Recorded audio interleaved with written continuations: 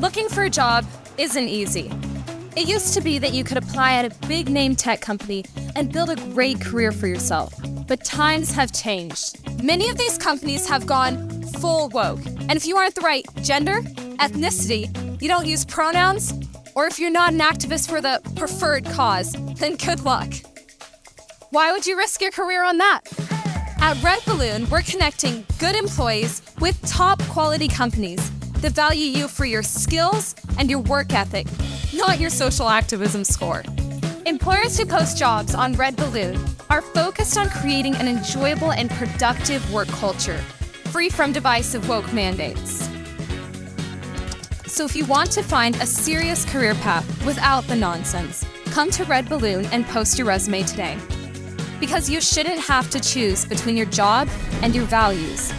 That's redballoon.work, where you can find your future.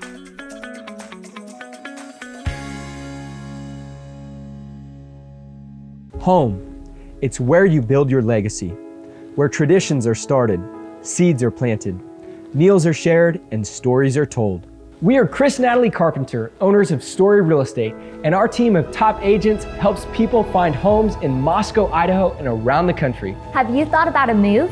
Contact us to get connected with a top agent who shares your values and puts your family first. Or reach out to us about our Moscow relocation guide. Wherever you're looking to go, we can help you find home. Call us at Story Real Estate or visit us at storyrealestate.com and start building your legacy. I keep hitting the keep hitting the table. I did it again. Stop it. Hey y'all, welcome to CrossPolitic. We're back, except for Pastor Toby. I hope you enjoyed all those reruns last week. He's vacation plus work. He was doing a little both. Oh. This is mixed travel. You know, y'all must love y'all pastor over there. Y'all give him a nice long vacation. I ain't never given Pastor Wilson that kind of vacation. you be gone for a week and a half, 2 weeks, and we need you. Get back. Where you at? You're lined outside of his office, like Moses. Somebody come on. Somebody go get him. Yeah. Hey, we got Keith in the studio taking, subbing in for Pastor Toby, Chuck Knox. Yes. I'm the water boy. It's good to be with you guys on CrossPolitic. And then, of course, we actually got Joel Courtney, a Moscow legend. Yes. Yes. When I got to Moscow, we were in a movie together. You and Joel? Yeah. What was that movie? It's called River Thief, Key. Oh, I've heard about River Thief. Yeah, you should watch it. I haven't seen it. I was amazing. Were you the guy who stole the car? Joe was good too. No, he was Joe. He was not. Oh man. He just assumes because you're black and you're the guy in the movie and the black guy steals the car. This is the last time you on the show, Key. Last time. I was a limo driver. Okay. Yeah, unforgettable. All right, we got to get past this. I'm embarrassed for Keith. It's Pie Day. Pie. Is it? I mean, it's beyond Pie Day. Do you know what? Dude, that's really sensitive right now. Yeah, it is. Because it'll like you not knowing my movie. And our friends from Story Real Estate were kind enough to give us a Mary Berry pie. So why is it Pie Day? Because it's 3.14. There you go. Something. Good. Did you know that 3.14% of all sailors are pirates? I'm not laughing because you didn't see the movie I was in. Pirates. Yeah, 3.14. Yeah. Oh, let me Come here. I hope we've all brought your attention to this ad. Home. It's where you build your legacy, where traditions are started, seeds are planted, meals are shared, and stories are told. Home is where Joel Courtney left a long time ago and is not in Moscow anymore. Home is where you go to prepare and go out into the world. Like Joel's out in the world, out of Moscow. Find the home that's perfect for you, for your family. This ad is not really working well. I try to integrate Joel in here. We owe Story. Yeah. We owe Story. I'm sitting here going, Gabe can't read. Gabe can't read. Hey, you got your chance halfway through the show. Story Real Estate is Moscow's top real estate team. They give people real estate advice all over the country. Family homes, investment lands, new construction or commercial.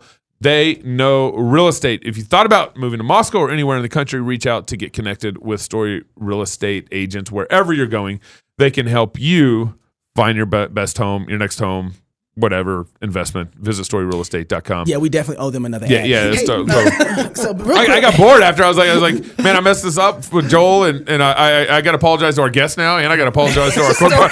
I'm just like, and the pie thing. And I gotta say this before we move on to Joel. I gotta say this. So during the break, I asked our listeners, what do they prefer? Do they prefer to have a daily 30-minute show? Or do they miss the long form? We used to do a show on Wednesday that was about 30, 45 minutes, and then we did a show on Sunday that was an hour and a half. It would vary, Yeah. And so I got back a lot of feedback, and because I gave people the dichotomy, which is really a false one. You can have both. But I made them choose. And a lot of people really like the daily because they're in touch with the news, but really miss the richness of that long show format. Long form interview, and all so, that stuff. The conclusion that I've come to, and this is what we're going to try to do, is make, our Friday shows, or at least once a week, because that's when we were doing it. We were doing a show 4 times a month, once a week. And now that we have the daily, we're trying now to move towards a long form, once a week episode, so that we get the meaty things, and maybe we take some of the things during the week and get a chance to roll them into the long form. And so we're going to merge together both. So guys, if you like the daily, that's not going anywhere. And if you missed the long form, we're only going to add it now to the daily show as well once a week. So and maybe just for our club members? No, we'll still do something backstage for our club members. So okay. No, yeah. All right, we are so fortunate to have on the show Joel Courtney. Joel Courtney was first known for his role in Super 8, Steven Spielberg. And before that, he was just a good little community kid here in Moscow. Went to Logos. His dad served as an elder at our church and all that stuff. And then he got, well, actually, I'm going to ask you, but I don't even know the whole story, Joel. I just talk to your dad here and there, and every once in a while I see you come in town and I say hi. But first, welcome to the show, Joel. Thank you for coming on, man. Good to be here. Thank you. Yeah. So you actually, your dad was, as I mentioned earlier, was an elder at our church, and then you, I don't even know the whole story, but one summer, your brother and you guys wanted to go down to LA and try out for some movies, and then next thing we know, like Steven Spielberg picks you up, and you end up on Super 8 and so forth. I should mention, though, the reason why we're having Joel on is because he's in the lead of Jesus Revolution. Great movie. Good movie. Both me and Keith saw it. We always have one dumb person in the room when we do interviews. And Knox hadn't been able to see it yet. So Knox is the dumb person today. But how did you get connected with Steven Spielberg and getting that whole scene? Man, must have been 10 years ago now or something? Yeah, so coming up on 12, actually, or into 12 at this point. So my dad actually, he found an acting class in Spokane from a couple of people from LA were coming up, and he offered it to Caleb and Chantel, who, for listeners, if you don't know, my oldest sister and my oldest brother. And so my dad said, if you're interested, take a shot, take a crack at it, and they said yes. I mean, why not? They were doing theater in Logos, and they loved it. I mean, I think Chantel to this day plays like the greatest old lady in like on stage ever. She's so good at it. And so that had to have been 2005 or 6, because I know Caleb was working for a few years and he was in LA even before I started. I visited the summer of 2009. My dad and Caleb and Josh were all three of them were down in Los Angeles. And I went to an audition, and I was in the sitting room with my dad, and the lady came out and said, okay, are you next? And I looked at my dad, I was like, can I audition? And he was like, absolutely not. You have to have like paperwork, you got to get signed, you got to have like steps on steps on steps, and like signatures from people that you don't even know exist. It takes a lot of like red tape, just to even be able to audition. Okay. And he said, if you really want to next year, then next year, like, I'll process your paperwork. I'll get you, ready to go. I took like 6 acting classes. I went down next summer. That was 2000. That had to have been 2010 10 at that point. And I just walked in the door. J.J. Abrams was casting. It was actually an untitled project. It had like 3 fake names because he's so secretive and he just runs everything, on the hush hush for sure. And it was funny. We heard about the audition from a casting director in Seattle because it was a nationwide hunt. Like they were just looking for the perfect kid. And I mean, I think, the only way like to get something like that is by the grace of God. And so I've been very blessed in that. I think it was a very powerful way for God to like open up that door for me in work and career. And I didn't do the struggle, that like every other actor does of those like first 10 years where you're really fighting for it. And, you've got 2 other jobs, you're driving Uber Eats and, auditioning on the side. I really didn't have to go through any of that, which is pretty amazing. So you end up on Super 8, and then you've done a number of movies since then, and now you just one of them being River Thief, where I was his driver. You did a movie with Knox, and when was that? When was that? 2013, 14, something like that. I think River something Thief like that. Yeah. Okay. He doesn't memorable. No, he doesn't remember you either. He remembers when he went down to Hollywood. But you don't remember. That's weird. He remembers being the perfect kid. Yeah, that's great. And so now, honestly, though, River Thief was a blur. We did that in like 10 days. Yep. It was something like 10 days. Yeah. And there is actually stretches of filming, like night shoots, that I don't remember. Wow. I was in all the night shoots, Joel. No. You had one day. You had one day shot. There's a day shot there. See, filming in the limo was great because you were just riffing, like you were just like being funny, saying jokes, like you were just like going for it, having fun, and I actually got to like lay down, and I remember being like, "Yes, we're filming in the limo today." Because I actually got to like relax a little bit. And Joe, I'm thinking that, oh man, this guy's liking my thing, I think he's liking my acting. Joe's like, I'm tired. It's like, I'm laying down. You do your thing. He's like, let Knox do it again. 3 more takes. He's awesome.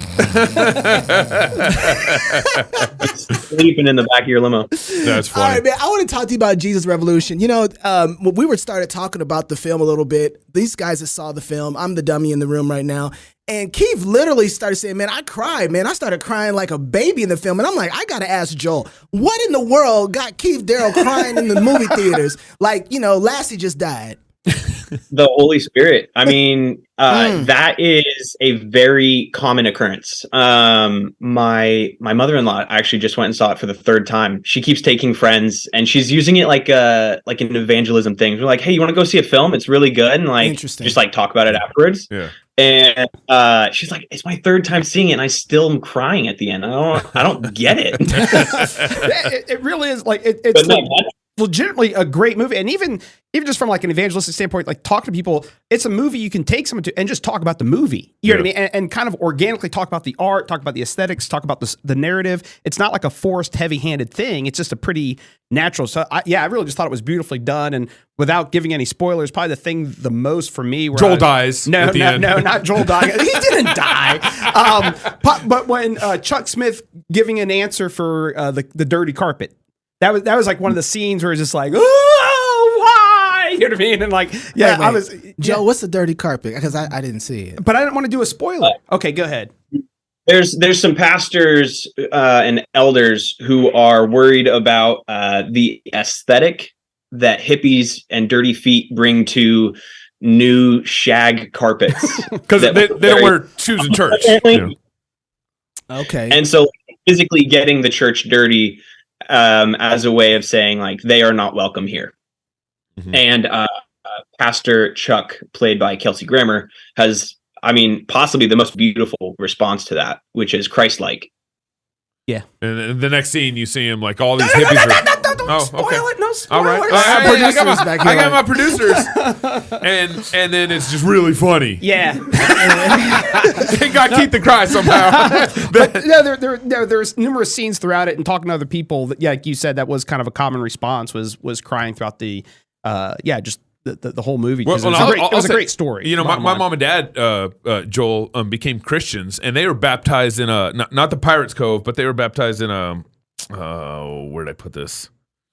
Because the Pirates Cove is actually, I think, the smaller cove. The Corona del Mar Cove is where they were baptized in 71 something. So my mom and dad became a Christian through Chuck Smith and that Calvary Chapel movement. Yeah, Okay, wait, so hold and on. my mom and dad were right down in the Orange County area. Mm-hmm. I don't really know this story. So Joe, can you kind of tell me maybe the narrative here of what Jesus Revolution is pointing to? Because I really don't know. I hear a little bit about it here or there, but I really don't have a complete narrative of this film. Absolutely, yes. So the film takes place. It starts in 1969, and the setting is basically kind of a torn country, very broken, very distrustful. The church is because that's Vietnam War era. Yeah, Vietnam War. Make love, not war. Countercultural. The hippies are just like raging, doing all of their, searching and partying, and they're very much seen as like the dirty untouchables, kind of, I guess. And Chuck Smith has a church, and he is kind of just, I don't know, how would you describe it? Kind of like not reaching them. He's he kind of has like a vibe of like, here's our clean church. Here's who we are. We're upper middle class people, and the hippies are on the outside. And so we kind of have our community, and then they're them out there. Yeah. And that was kind of Chuck's mentality. Very much so. And then Lonnie is one of those hippies who is saved, and he's coming down into the Southern California area. He meets Chuck Smith, and they start, reviving the church setting at their church. He's very Holy Spirit driven. He's very charismatic, might be the word. And they kind of are ignited by the Holy Spirit, and they start reaching out to the hippies in the most powerful way. And I am one of those kids that was reached, and then I actually go on to work with them at the church, and as Greg Laurie now has his own church, move on towards preaching and family. It's a beautiful story. I mean, quite humbling to be a part of that. I just like I've wanted to do a faith-based film for so long, and the fact that I got to do this one was so much fun. And I really do think it sets the new bar for faith-based films. The brothers have been doing an incredible job in the last 5 years with their films, and they're just getting better and better. So it's awesome. How did you come across this opportunity? Did you know people working on it? Is it a normal audition that you went for, or how'd you go about it? This was a just normal audition. I got the script, I got the audition scenes, I prepped them, I went in, did the audition with the director, producer, and I got the role 2 weeks later. And that was January of 2020. And so we were supposed to film in April, and we kept getting pushed back a month for COVID. I'm just so grateful that they kept the lights on for this project, because I know that there was a lot of films that were supposed to film, and they did not ever come back. So wow. Super, super grateful, super thankful. And, everything in the Lord's timing, as good as the movie would have done in 2020, I think it really strikes a note. Beautiful 2022 and 3. Before we get to this next question, Keith, it's your turn to read an ad, and my turn to embarrass you. Okay. Wait. Did you tell him about these ad reads? So right now, Dr. James White holds the best ad read on CrossPolitic when Toby isn't here, because I have to say that. Yeah. Because I sit next to Toby all the time. But when Toby's not here, Pastor James, I think Pastor James White's the right name too. Yeah. But so you got, everybody else has failed. Jared has failed. Who else do we have in here? Oh, Jared was so boring. Yeah, he was horrible. No good. Remember that time I did the one I worked in the judo shop? Yeah, let's not do that again. I was like, judo chop. So this is scoring. You're being rated by everyone listening. Okay, so you got a professional actor, so I'm going to let him judge. Leave you guys out because jealousy will take over. I'm not going to reach his level, but jealousy can take over. You got to be James White, not Joe Courtney. Okay, so I just want you to know that. Go.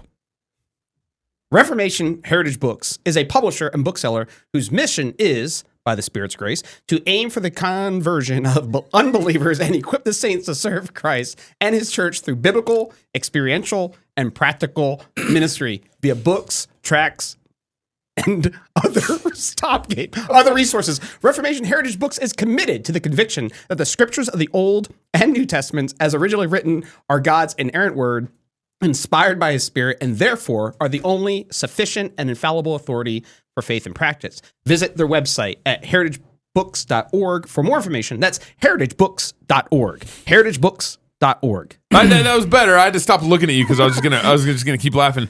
I remind our listeners that Keith does open air preaching, and like he looked more nervous here in this ad read than I've ever seen. I felt Knox's eyes on me. You started laughing. I got a professional actor. You drive all around the country, do open air preaching. Yeah, I got my lane. And this buckles you right here. I got my lane. Well, it is against Dr. White, and I gotta say, Dr. White makes me want to go to Heritage Books when you don't. Keith, so that's okay. Hey, Joe, I do. Joe, I want to talk to you a little bit about Christian films.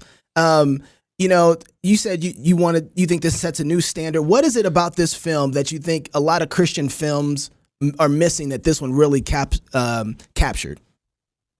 So, as all films do, it takes a budget and it takes money.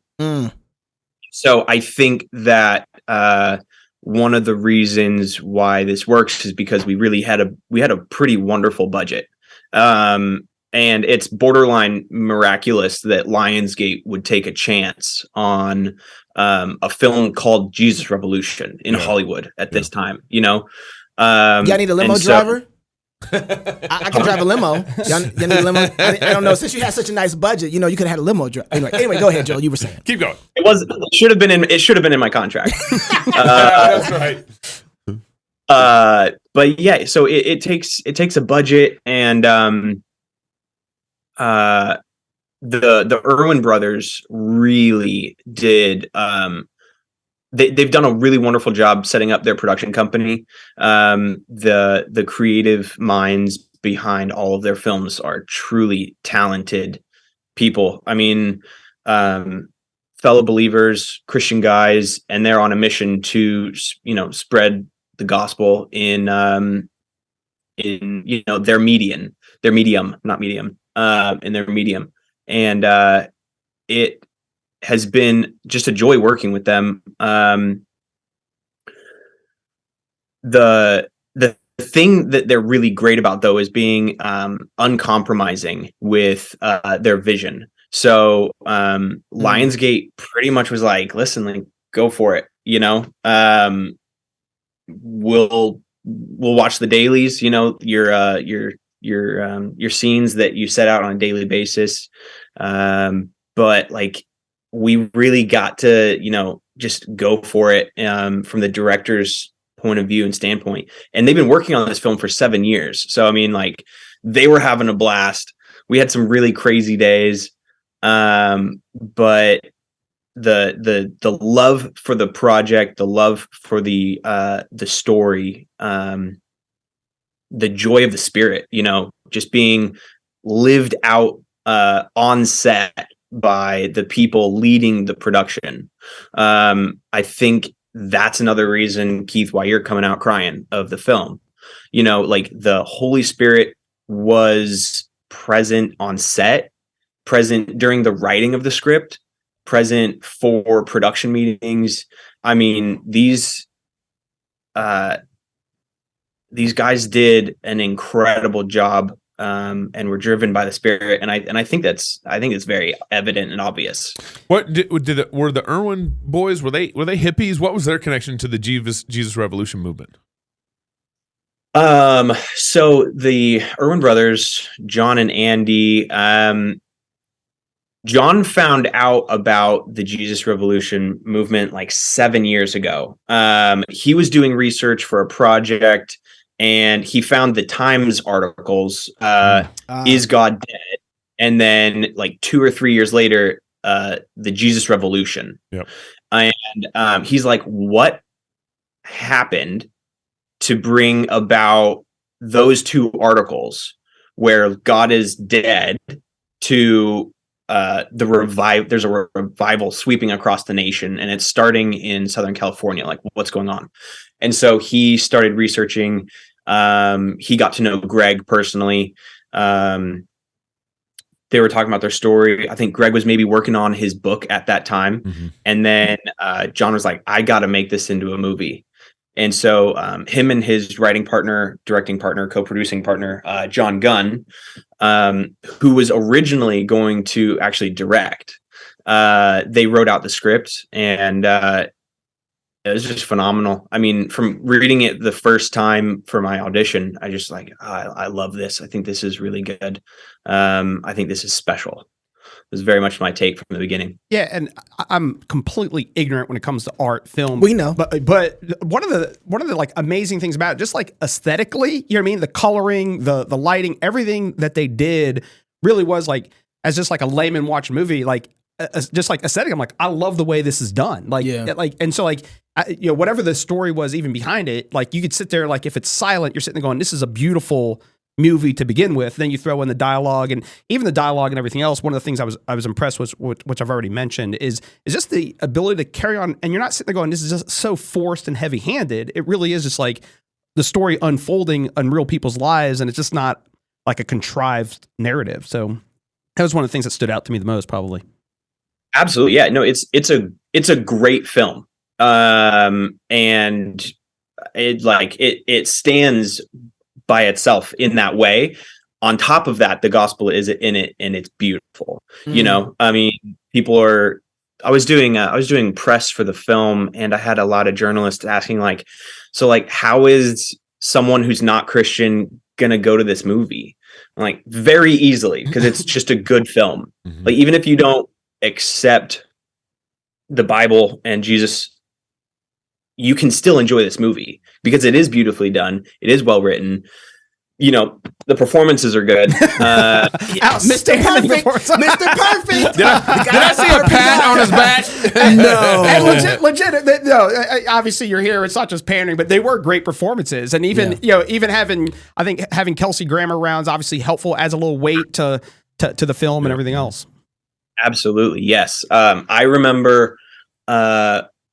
So back when we were going to originally make the film in 2020, we were putting together a cast, and then over COVID, pretty sure I'm the only one who stuck around. I think everyone else kind of bailed and was like, okay, this isn't happening. I'm ending my contract. Like we're going to move on. Right.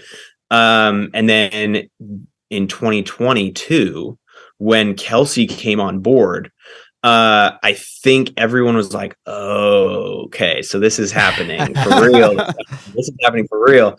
And he is so good. Working with him is just humbling. I mean, his experience is amazing. I mean, he reminds you of me. It's okay, you can say it. He does like a Joy Force. He reminds you of me. I get it. He does. Yeah, he took me right back to a limo. He laid down in the back. He's like, "You do you." Hey, Joe. So how long is it going to be in theaters? Where can people go see it at? Give us the lowdown. Yes. So theaters. I think we went to 2,500. We opening weekend, we were projected to make like 6 million. We nearly did 16. Oh, awesome! And so. The reception on it was very powerful. We're still killing it. I mean, our box office numbers are incredible. We are actually spreading to New Zealand, Singapore, Australia, Good time, Mike. and Brazil. You want to say Brazil? Okay. So by no means is this done. I think in theaters for the States, I think it's projected to be done this Thursday, but there's a possibility for it to be like extended multiple times. Yeah. Which we already achieved one extension. I mean, it was supposed to be done, I think, last weekend, but we got it pushed even further back. Wow. So we're hoping to get renewed up into Easter. That would be like, Oh yeah. Yeah, way to That'd be go. perfect. That would be it would make sense too. Yeah, So- one of the things that I do, especially for the films that, especially Christian films that I want to see out there that I think are good films, when I can't get to a theater, there's not theater around me, I go find where there is a theater and I buy a ticket. Yeah. Even You can if- just buy them online. and You I buy them online. you can't even go to the show. Right, I Just just buy buy the the ticket. ticket, Yeah. and then if I know somebody there, hey, I bought a ticket, I do that to support films like that. And this might be one of those films. If it's not playing near you, buy a ticket, support it, because they say, hey, you know what, we should run this again, and then you might end up getting into your neighborhood and your community because of that. Joel, you got time to stick around? You got to run. I've got time. Ooh, all right. More, let's go He's on back- CrossPolitic. let's He's like, go I got time. backstage. I got time. All right, Joel, you stay right there. If you're single, get married. If you're married, have you some kids. And if you have kids, go baptize them. Until tomorrow, love God with all your heart, soul, mind, and strength. Love your neighbor as yourself. Go fight, laugh, and feast. This is CrossPolitic.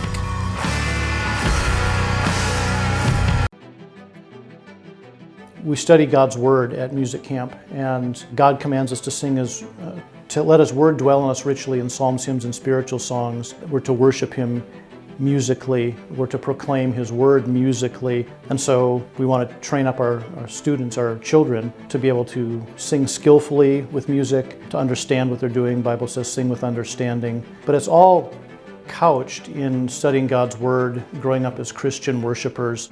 The default in our culture today is to be a music consumer. We are conditioned by the age we live in and the technology we have to be people who listen to music, and it's an important part of our life. But we have lost something that our forefathers knew, which was being active participants in music. It used to be if you wanted music, you had to make the music. And now we just press a button. But these students are learning through the course of their time at music camp not to be music consumers, but to be active participants in making music. So not only to learn how to sing well, how to understand music as it's written on a page and how it comes together in a group environment, but to be able to take those experiences and have them be the seeds that are planted for their involvement their whole life in the musical life of the church. We want these students to be the next wave of worshipers in the church who know how to sing to God.